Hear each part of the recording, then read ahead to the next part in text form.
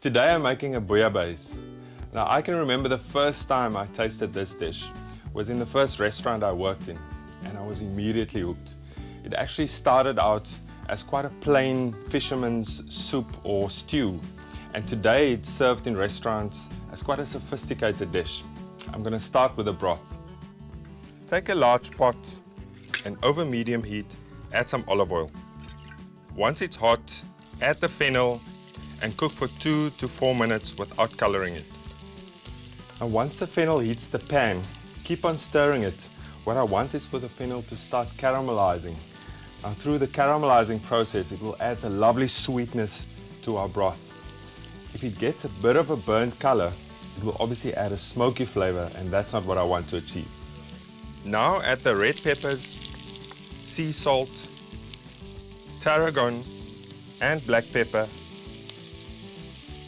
and cook for another 2 to 3 minutes.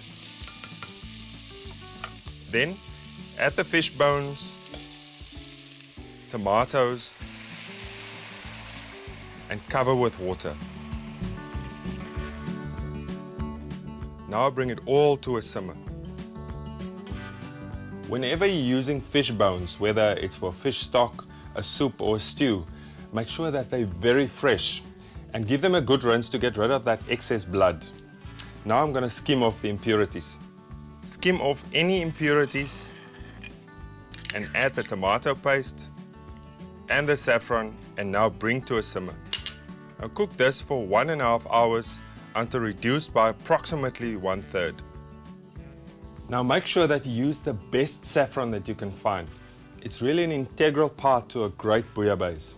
And there's no need to steep it before the time. You can add it straight into the pot. While it's cooking, it will just keep on releasing that lovely aroma. When the broth has reduced, use a stick blender to blend the mixture to a smooth sauce.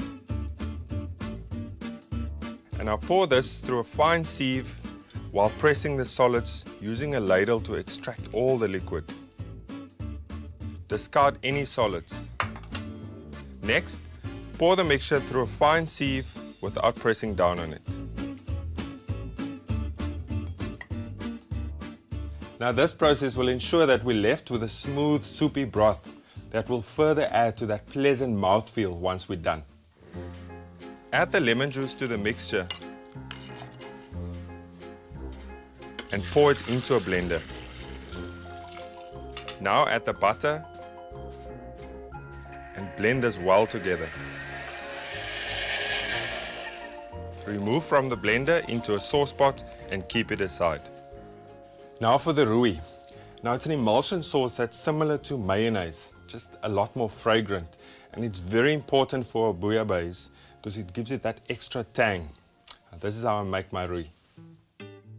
Take a bowl and add the egg yolks, salt, pepper, lemon juice, saffron and the cayenne pepper. Whisk all together to combine. Then slowly add the olive oil in a thin stream while whisking continuously. Now stir in the garlic